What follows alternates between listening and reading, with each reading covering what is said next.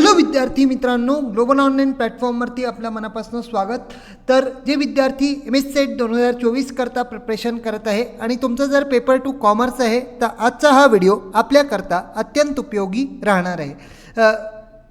खास करून तुम्हाला जसं की माहीतच असेल की MS सेट जी एक्झाम आहे ती 7 एप्रिलला होणार आहे आणि जितकी नॉलेज तुमच्या सब्जेक्टशी रिलेटेड तुमच्याकरता महत्त्वपूर्ण असते तेवढीच महत्त्वपूर्ण भूमिका एक्झाम क्रॅक करण्याकरता MCQची सुद्धा असते. तर तुमच्या तयारीला पुढाकार द्यायला आम्ही तुमच्याकरता 100% एक्सपेक्टेड MCQ सिरीज आजपासनं कॉमर्सवाल्या विद्यार्थ्यांकरता सुरुवात करत आहे. तर बेसिकली या सिरीजची सुरुवात आपण युनिट नंबर 8 मार्केटिंग मॅनेजमेंट विपणनपासनं सुरुवात करत आहे. तर ट्रस्ट मी, या सिरीजला जर तुम्ही व्यवस्थित फॉलो करता तर तुम्हाला एक्झाममध्ये मुळीच प्रॉब्लेम येणार नाही. असेच प्रश्न जे आहे एक्झाम ओरिएंटेड MCQज आपल्याकरता आणल्या येतील आणि त्याच्या माध्यमातून आपला अभ्यास जो आहे तो बिलकुल चांगला होऊन जाईल. सुरुवात करण्यापूर्वी तुमच्यासाठी एक छोटीशी माहिती की MS सेट 2024 करता आम्ही तुमच्याकरता कंप्लीट कोर्स ऑन कॉमर्स हे कोर्स आणलेला आहे. हा जर कोर्स आपण घेता तर तुम्हाला लाईव्ह व्हिडिओ आणि रिकॉर्डेड लेक्चर्स मिळतील. कंप्लीट सिलेबसचे नोट्स आपल्याला मिळतील जे की इंग्लिश आणि मराठी दोन्ही लँग्वेजमध्ये आपल्याला उपलब्ध राहतील. मॉक टेस्ट आपल्याला उपलब्ध राहतील. PYQज आपल्याला स्पष्टीकरणसह उपलब्ध राहतील. वीकली टेस्ट ज्याच्या माध्यमातून आपल्या आठवड्याचा सराव होऊन जातो आणि कंप्लीट पेपर 1 तुम्हाला पेपर 2 सोबत फ्री दिल्या जाणार आहे. या कोर्सची न्यू बॅच 1 फेब्रुवारीपासून स्टार्ट होणार आहे. तर फीस इज 10,000 पण 20%चा डिस्काउंट करून मात्र 8,000त तुम्हाला दोन्ही पेपर उपलब्ध होऊन जातील. तर बेसिकली आता जे प्रॅक्टिकल युनिट्स आहे जसं अकाउंट्स टॅक्स हे आम्ही कॉमर्समध्ये सुरुवात करणार आहे. तर आपण या बॅचचा निश्चितच लाभ घ्यावा. सो बेसिकली जॉईन करण्याकरता ग्लोबल ऑनलाईन ॲपला डाउनलोड करायचं. स्टोअर सेक्शनमध्ये इथे कोर्सचं नाव टाकून द्यायचं. त्याच्यानंतर जे आहे आपल्याला पेमेंट ऑप्शन येईल. पेमेंट केल्यानंतर जितकं पण कंटेंट इथे ॲडेड आहे सर्व काही ॲक्सेस करता येईल. काही अडचण आली तर या 2 नंबरवरती संपर्क साधून आपण जॉईन करू शकता. क्वेश्चन नंबर 1 सुरुवात करूया. What is the term for process of dividing market into distinct groups of buyer with similar need and characteristics? Market segmentation, target marketing, market positioning आणि market differentiation. समान गरजा आणि विशिष्ट असलेल्या खरेदीदारांना भिन्न गटांमध्ये बाजार विभाजित करण्याच्या प्रक्रियेला काय संज्ञा आहे? बाजार विभाजन, लक्ष्य विपणन, त्याच्यानंतर बाजार स्थिती आणि ऑप्शन नंबर D बाजारातील फरक. सो बेसिकली इथे तुम्हाला काय एक संकल्पनाबद्दल विचारलं आहे, त्याची डेफिनेशन दिली आहे. इथे तुम्हाला ओळखायचं आहे की हे कशाबद्दल दिलेलं आहे. ते बघा इथे काय process of dividing the market. ठीक आहे, डिस्टिंक्ट ग्रुप्स ऑफ बायर्सच्या मध्ये तुम्ही डिवाईड करत आहे ज्याच्या काय आहे एकसारख्या गरजा आहे आणि एकसारख्या कॅरेक्टरिस्टिक्स आहे. तर बेसिकली याला आपण काय म्हणतो, याला आपण म्हणतो market segmentation. Option number 1 market segmentation. Target मार्केटिंगमध्ये काय करता तुम्ही जे विभाजन केलं आहे, जे विभाजन तुम्ही केलेलं आहे याच्यातनं एक पर्टिक्युलर सेगमेंट सिलेक्ट करून घेता आणि तिथल्या कस्टमर्सला तुम्ही टार्गेट करता. मार्केट पोझिशनिंगमध्ये तुम्ही युनिक सेलिंग प्रपोजिशन आपल्या ग्राहकांच्या मनात माइंडमध्ये क्रिएट करता आणि मार्केट डिफरन्सिएशन म्हणजे एक मार्केट दुसऱ्या मार्केटपासून कसं भिन्न आहे हे याच्यात दाखवलं. ऑप्शन नंबर 1 मार्केट सेगमेंटेशन बाजार विभाजन is the right answer. Question number B a company adopting a product orientation is most likely to dash. Focus on customer satisfaction. Option number B prioritize innovation and product development. नंतर option C emphasize aggressive promotion strategies आणि D seek long term customer relationship. उत्पादन अभिमुखता स्वीकारणारी company बहुधा ग्राहकांच्या समाधानावर लक्ष केंद्रित करा. त्याच्यानंतर नवकल्पना आणि उत्पादन विकासाच्या प्राधान्य द्या.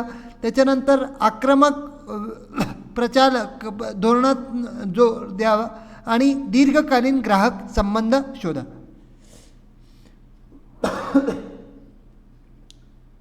हे आपल्या विपणनाच्या पहिल्या क्लासमध्ये आपण डिस्कस केलं होतं. मार्केटिंग ओरिएंटेशन त्याच्याशी संबंधित आहे. इथे तुम्हाला गुणवत्ता दिलेली आहे, त्या गुणवत्ताच्या आधारावर प्रोडक्ट ओरिएंटेशनची ला उपयुक्त कोणती आहे हे तुम्हाला सांगायचं होतं. तर कस्टमर सॅटिस्फॅक्शनवर फोकस कोण करतं? कस्टमर सॅटिस्फॅक्शनवर फोकस करतो मार्केटिंग कन्सेप्ट आणि सोसायटल मार्केटिंग कन्सेप्ट. ठीक आहे, तर हे तर नाही होणार. आता याच्यात काय म्हटलं आहे? Aggressive promotional strategies. तर हे मोस्टली आपण सेलिंग कन्सेप्टमध्ये पाहतो, तर हेही इथे उपयुक्त बसणार नाही. लॉंग टर्म कस्टमर रिलेशनशिप आपण नॉर्मली सोसायटल मार्केटिंगमध्ये पाहतो, जिथे आपण सोसायटीचाही लाभ पाहतो, तर हेही नाही होणार. सगळ्यात उपयुक्त ऑप्शन जी आहे that is option number B, prioritise innovation and product development. नवकल्पना आणि उत्पादन विकासाला प्राधान्य द्या, हे याचं उपयुक्त आन्सर आहे. कारण प्रोडक्ट कन्सेप्टमध्ये आपण मोस्टली काय असतो? क्वालिटी ओरिएंटेड प्रोडक्ट देतो, कस्टमरला क्वालिटी प्रोडक्ट ऑफर करतो, प्रोडक्टमध्ये सतत काही ना काही नवीन इनोव्हेशन करत राहतो. सो ऑप्शन नंबर बी जो आहे हा इथे राईट आन्सर होईल. आता क्वेश्चन नंबर 3वर येऊया. Mister Akash goes daily outside for buying milk and milk shop is located 10 kilometers away from his residence. Which of the following orientation is followed incorrectly in this example? Marketing orientation, selling orientation, production orientation की none of the above. Shri Akash रोज दूध खरेदीसाठी बाहेरगावी जातात आणि त्यापासून 10 kilometre अंतरावर दूधचे दुकान आहे. या उदाहरणात खालीलपैकी कोणते अभिमुखता चुकीचे पाळले जात आहे? विपणन अभिमुखता, विक्री अभिमुखता, उत्पादन अभिमुखता की वरीलपैकी काहीही नाही. सो एक्झाम्पलला व्यवस्थित रीड करा, यानुसार तुम्हाला आन्सर इथे मिळून जाईल. सो बेसिकली इथे जर तुम्ही पाहता तर मार्केटिंग ओरिएंटेशन इथे काही नीड्स सॅटिस्फॅक्शनवरती फोकस नाही आहे, तर ऑप्शन नंबर ए तर मुळीच नाही होणार. सेलिंग म्हणजे कंपनी काही आपल्या प्रोडक्टला अति प्रमाणात जाहिरात करत आहे किंवा नुसतं कंपनीला आपलं प्रोडक्ट विकायचं आहे असं या उदाहरणात काही म्हटलेलं नाही. आता जर तुम्ही इथे लक्ष देऊन पाहता तर तिसऱ्या लाईनमध्ये तुम्हाला दिसेल की ते मिल्क घ्यायला जातात आणि मिल्कचं दुकान जे आहे त्यांच्या घरापासनं 10 किलोमीटर अवे आहे. तर हे बेसिकली आपण कुठे पाहतो? हे बेसिकली आपण प्रोडक्शन ओरिएंटेशनमध्ये पाहतो, जिथे आपण काय पाहतो की ग्राहकाला प्रोडक्ट जे आहे अफोर्डेबल मिळावं, म्हणजे स्वस्तातही मिळावं, अफोर्डेबल प्राईसमध्ये मिळावं, प्लस त्याला जे आहे त्याच्या घराजवळ असलं पाहिजे, म्हणजे त्याला कन्व्हिनियंटली जाऊन घेता आलं पाहिजे. पण या माणसाला तर 10 किलोमीटर जावं लागून राहिला. सो इथे काय आहे? प्रोडक्शन ओरिएंटेशनचं अनुचित पद्धतीने फॉलो केलं गेलं आहे. ठीक आहे, option number C production concept उत्पादन अभिमुखता याचा राईट आन्सर आहे. Question number 4, arranging polio drop. ठीक आहे, arranging polio drop for children below 5 years is related to dash orientation. Marketing orientation, selling orientation, societal marketing concept आणि production orientation. 5 वर्षाखालील मुलांसाठी polio drop मोहिमांचे आयोजन डॅश अभिमुखतेशी संबंधित आहे. विपणन अभिमुखता, विक्री अभिमुखता, सामाजिक विपणन संकल्पना आणि उत्पादन अभिमुखता.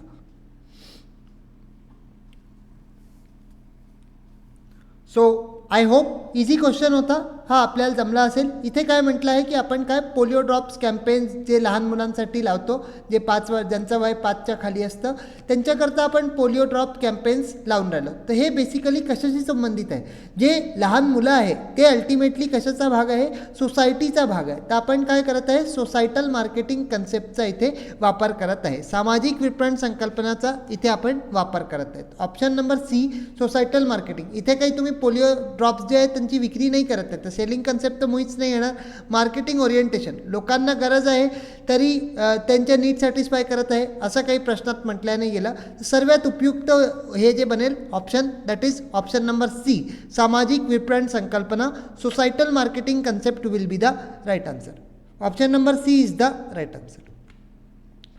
Question number 5, which of the following is related using multiple tools at the same time to create awareness regarding the products and services. Integrated marketing, internal marketing, performance marketing की नन ऑफ द अबाव. उत्पादने आणि सेवेबद्दल जागरूकता निर्माण करण्यासाठी एकाच वेळी अनेक साधने वापरणे खालीलपैकी कोणते आहे? एकात्मिक विपणन, अंतर्गत विपणन, कामगिरी विपणन आणि खालीलपैकी कोणतेही नाही. वरीलपैकी काही. सो बेसिकली हा प्रश्न जो आहे हा होलिस्टिक मार्केटिंग संकल्पना जी आहे जी फिलिप कोटलरद्वारे दिल्या गेली आहे याच्यातनं विचारल्या गेला आहे. होलिस्टिक मार्केटिंगचे वेगळे तत्व आहेत त्याच्याशी संबंधित हा प्रश्न आहे. सो बेसिकली जे होलिस्टिक मार्केटिंगमध्ये सांगितल्या गेलं आहे त्यांनी 4 महत्त्वाचे घटक दिले होते. तर त्याच्यापैकी इथे इथे जर तुम्ही पाहता तर इथे तुम्ही काय करत आहे? अवेअरनेस क्रिएट करत आहे. ठीक आहे. अवेअरनेस क्रिएट करण्यासाठी sales promotion, advertising, public relation सर्वांना एका वेळी वापरता येतं. अवेअरनेस क्रिएट करण्याचं म्हणजे काय की तुम्हाला संप्रेषण करावं लागेल, कम्युनिकेशन करावं लागेल. आणि कम्युनिकेशन जे आहे हे कशाच्या अंतर्गत येतं? हे होलिस्टिक मार्केटिंगचा जो महत्त्वाचा तत्व आहे दॅट इज इंटिग्रेटेड मार्केटिंग, जे घटक आहे इंटिग्रेटेड मार्केटिंग याच्या अंतर्गत येतं. ठीक आहे. So integrated marketing will be the right answer. Internal marketing म्हणजे जे कंपनी मार्केटिंगचं संबंधित कार्य जे कंपनी आतल्या आत करत आहे, जे त्याच्या कर्मचारी वगैरे आणि इतर स्टेक होल्डर बरोबर करत आहे तर ते होऊन जाईल. ते इंटरनल मार्केटिंग नाही होणार. परफॉर्मन्स मार्केटिंग म्हणजे कंपनीची किती विक्री होऊन राहिली, किती प्रॉफिट कमावून राहिली तर हे पण नाही होणार. सो उपयुक्त आन्सर जे बनेल that is option number A, integrated marketing. एकात्मिक विपणन जे आहे ते या प्रश्नाचं राईट आन्सर बनेल. Question number 6. In marketing what is the term for the process of setting marketing goals and determining the best ways to achieve them? Market research, marketing planning, नंतर marketing execution आणि marketing analysis. मार्केटिंगमध्ये मार्केटिंगची उद्दिष्टे निश्चित करणे आणि ते साध्य करण्यासाठी सर्वोत्तम मार्ग निश्चित करणे या प्रक्रियेला काय संज्ञा आहे? बाजार संशोधन, विपणन नियोजन, विपणन अंमलबजावणी आणि बाजाराची विश्लेषण. बेसिकली जर तुम्ही पाहता तर इथे तुम्हाला थोडेसे ऑप्शन. एक्झिक्युशन म्हणजे काय की तुम्ही जे ठरवलेलं आहे ते तुम्ही फॉलो करायला सुरुवात केलं आहे. तर मार्केटिंग एक्झिक्युशन नाही, कारण इथे तुम्ही काय करत आहे? गोल सेट करत आहे. गोल सेट आपण कुठे करतो आणि कशा प्रकारे त्याला साध्य करता येईल याच्याबद्दल आपण कुठे डिस्कशन करतो. हे आपले व्यवस्थापनाचे नियोजन जे फंक्शन आहे, जे प्लॅनिंग फंक्शन आहे मॅनेजमेंटचं याच्या अंतर्गत येतं. तर इथूनच तुम्हाला उत्तर मिळून जाईल. That is marketing planning. म्हणजे जेव्हा तुम्ही काय करत आहे? गोल सेट करत आहे आणि त्या गोल्सला अचीव कसं करायचं या संदर्भात तुम्ही डिस्कशन करत आहे. ठीक आहे. मार्केटिंग रिसर्च एक मोठी टर्म होऊन जाईल जेव्हा तुम्ही काय करता? ग्राहक संबंधी किंवा प्रोडक्ट संबंधी, स्पर्धकांसंबंधी मोठ्या स्तरावर माहिती गोळा करायला संशोधन करत आहे. त्या माहितीचं विश्लेषण आणि मार्केट कोणत्या मार्केटमध्ये तुम्हाला गेलं पाहिजे याच्याकरता काय कराल? हे मार्केट विश्लेषण कराल. ठीक आहे. So option number B will be the right answer. Market planning, विपणन नियोजन जे आहे हे याचं राईट आन्सर आहे. Question number 7. Statement 1. Marketing identify the needs and wants and offer respective products or services which never give them dissatisfaction. ठीक आहे. आणि दुसरा विधान इथे आहे marketing of service needs less effort as compared to marketing of products. ठीक आहे. हे 2 विधान आपल्याला दिल्या गेले आहे. खालीलपैकी आपल्याला सांगायचे आहे. Option A, both statement 1 and 2 are incorrect. Both statement 1 and 2 are incorrect. हे पहिल्यामध्ये करेक्ट आहे. त्याच्यानंतर तिसऱ्या याच्यात म्हटलं statement 1 is incorrect but statement 2 is correct. आणि चौथ्यामध्ये म्हटलं आहे statement 2 is incorrect but statement 1 is correct. ठीक आहे. आता मराठीमध्ये पाहून घेऊ या प्रश्नाला. विधान 1. विपणन गरजा आणि इच्छा ओळखते आणि संबंधित उत्पादन किंवा सेवा ऑफर करते जे त्यांना कधीही असंतोष देत नाही. आणि विधान दुसरा याच्यात आहे उत्पादनाच्या विपणनाच्या तुलनेत सेवेच्या विपणनासाठी प्रयत्न करावे लागतात, कमी प्रयत्न करावे लागतात. सो विधान 1 आणि विधान 2 दोन्ही बरोबर आहे. ठीक आहे, हे जे आहे हे दोन्ही बरोबर आहे. ऑप्शन ए प्रमाणे दोन्ही विधान 1 आणि 2 चुकीचे आहे. विधान 1 चुकीचे आहे परंतु विधान 2 बरोबर आहे. आणि डी मध्ये म्हटलं आहे विधान 2 चुकीचे आहे परंतु विधान 1 बरोबर आहे. सो अशा प्रकारे हा प्रश्न आहे. दोन्ही स्टेटमेंट व्यवस्थित वाचा, आपल्याला उत्तर सहज काढता येईल.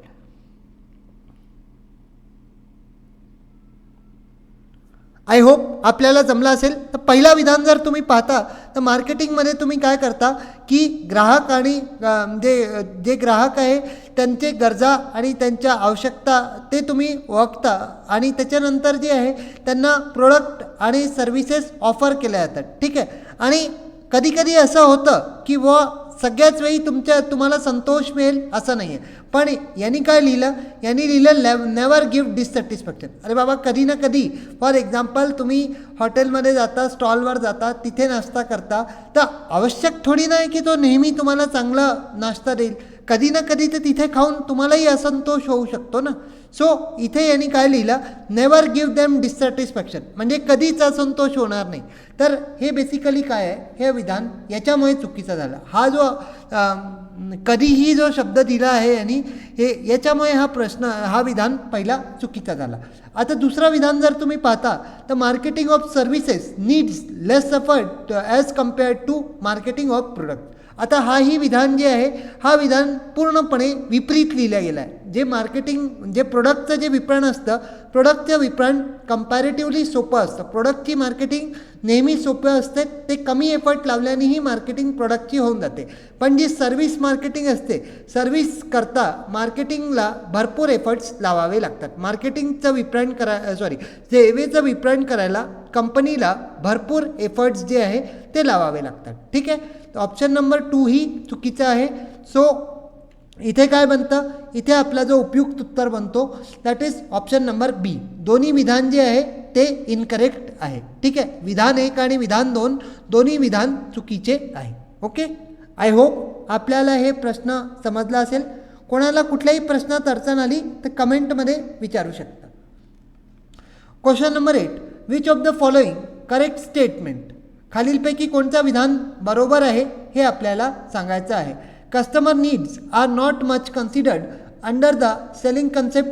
त्याच्यानंतर बी मध्ये म्हटलं आहे in case of product concept companies work on offering high quality products. नंतर सी याच्यात म्हटलं आहे की maintenance of homogeneity in case of offering social benefits and safeguarding the environment focused under marketing concept. आणि D आहे customers are exploited under the production concept.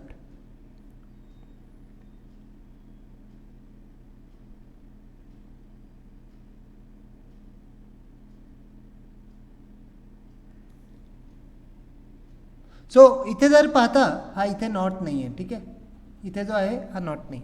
विक्री संकल्पना ग्राहकांच्या गरजांचा फारसा विचार केला जातो. ठीक आहे, फारसा विचार जो आहे तो केला जातो. दुसऱ्या विधानमध्ये म्हटलं आहे की उत्पादन संकल्पनेच्या बाबतीत कंपन्या उच्च दर्जाच्या उत्पादन देण्यावर काम करतात. नंतर सी आहे सामाजिक फायदे ऑफर करण्याच्या बाबतीत एकसंगता राखणे आणि पर्यावरणाचे रक्षण करणे हे विपणन संकल्पनातील केंद्रित आहे. आणि डी मध्ये म्हटलं आहे उत्पादन संकल्पनेनुसार ग्राहकांचे शोषण केले जाते. ठीक आहे, सो इथे जर तुम्हाला ऑप्शन खाली 1 2 3 4च्या स्वरूपात दिले आहे. C and D, B only, A only आणि A B and C only. A ऑप्शनमध्ये नॉट आणि नाही शब्द नाही आहे. आता हे बघा, तुम्हाला काय सांगायचं होतं, बेसिकली करेक्ट स्टेटमेंट जी आहे ती आपल्याला इथे विचारली आहे. तर इथे जर तुम्ही पाहता तर customer needs are much considered under the selling concept. अरे बाबा इथे करत नाही. कंपनी जी आहे सेलिंग कन्सेप्टमध्ये जी आहे काय करते की कंपनी स्वतःच्या आवश्यकता पाहते. कंपनी पाहते की कसा त्याला नफा कमवता यावा. तर हे सेलिंग कन्सेप्टमध्ये तर कन्सिडर करत नाही. तर ए हटून जाईल. आता कुठे ए आहे का? हो, ए 2 ठिकाणी आहे, इथेही आहे, इथेही आहे. ठीक आहे. पण बाकीचं पाहू. पीमध्ये पाहू. In case of product concept companies work on offering high quality product. चांगल्या क्वालिटीचा प्रोडक्ट देते. हा तर बिलकुल बरोबर आहे. सी याच्यात काय म्हटलं आहे? Maintenance of homogeneity in case of offering social benefits and safeguarding environment is focused under marketing concept. तर हे मार्केटिंगच्या अंतर्गत नाही आहेत, हे सोसायटल म्हणजे जे सामाजिक विपणन संकल्पना आहे याच्या अंतर्गत येतं. तर हा विधान पण चुकून जाईल. आता सी कुठे आहे का? हो, सी इथे आहे आणि दुसरीकडे सी इथे आहे. तर याला तर आपण उडवलंच आहे. आता लास्टवाला पाहून घेऊ. डीमध्ये काय म्हटलं आहे? Customer are exploited under the production concept. अरे कुठे एक्सप्लॉयट करता यार? स्वस्तात तुम्हाला देत आहे, तुमच्या घराजवळ देत आहे, तर हे नाही होत. तर त्याच्यामुळे हाही विधान चुकून जाईल. जो उपयुक्त आन्सर इथे बनेल तो उपयुक्त आन्सर बनेल, that is option number B.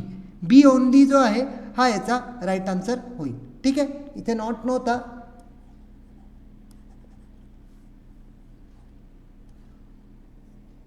Okay. So option number बी जो आहे हा इथे राईट आन्सर बनेल, दॅट इज 2. आता 9वा प्रश्न येऊ. Which of the following is correct. इथेही तुम्हाला कोणता विधान बरोबर आहे हे तुम्हाला सांगायचं आहे. Option A, a company offers product at convenient place to the consumer. त्याच्यानंतर म्हटलं आहे marketing mix of services consist of Ps including people and process only. नंतर सीमध्ये म्हटलं आहे needs and wants of buyer can be fulfilled by offering quality products. नंतर डीमध्ये म्हटलं आहे की durability and computation of cost are related to price element of marketing mix. आणि लास्टमध्ये म्हटलं आहे evaluation is important after implementation of marketing mix. आता इथूनही मराठीत ती विधान सांगून देतो. कंपनी ग्राहकांच्या सोयीचे ठिकाणी उत्पादन देते. नंतर सेवेच्या विपणन मिश्रणमध्ये केवळ लोक आणि प्रक्रिया याचाच समावेश होतो. नंतर दर्जेदार उत्पादन देऊन खरेदीच्या गरजा आणि इच्छा पूर्ण केल्या जाऊ शकतात. आणि डीमध्ये म्हटलं आहे की टिकाऊपणा आणि खर्चाची गणना विपणनाच्या मिश्रणच्या किंमत घटकाशी संबंधित आहे. आणि ईमध्ये म्हटलं आहे विपणन मिश्रणच्या अवलंबून जाण्यानंतर मूल्यांकन महत्त्वाचे आहे. सो आय होप आपल्याला विधान समजले असेल. आता राईट आन्सर ट्राय करा.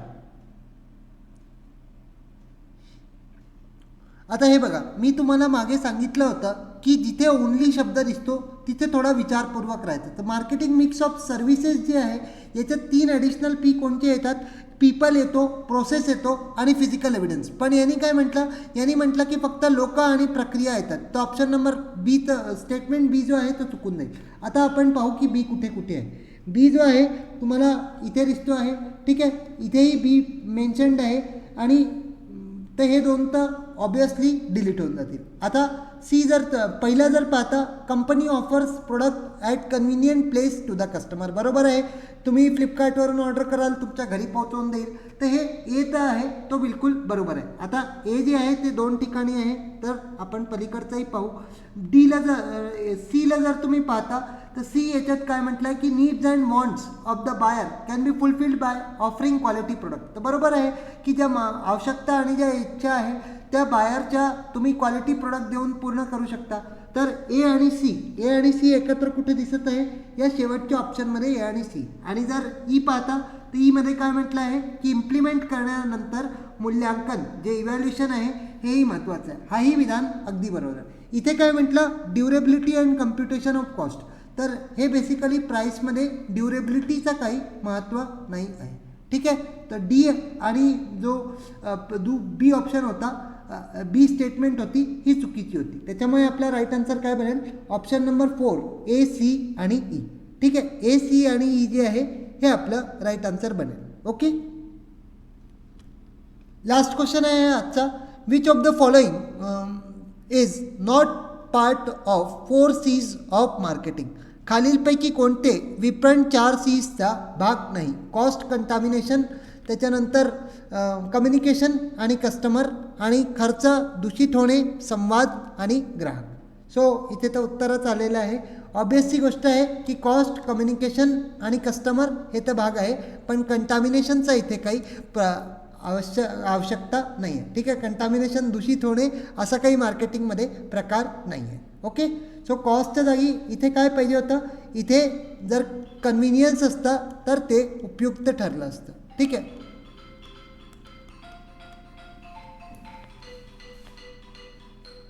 That's all for today's session. Thank you. I hope आजचा व्हिडिओ आपल्याला आवडला असेल. व्हिडिओ आवडला तर व्हिडिओला एक लाईक करून द्या. आपल्या लाईकला आपल्याला मोटिवेशन मिळेल आणि असेच आपण सेशन तुमच्याकरता आणत राहू. थँक्यू. बाय.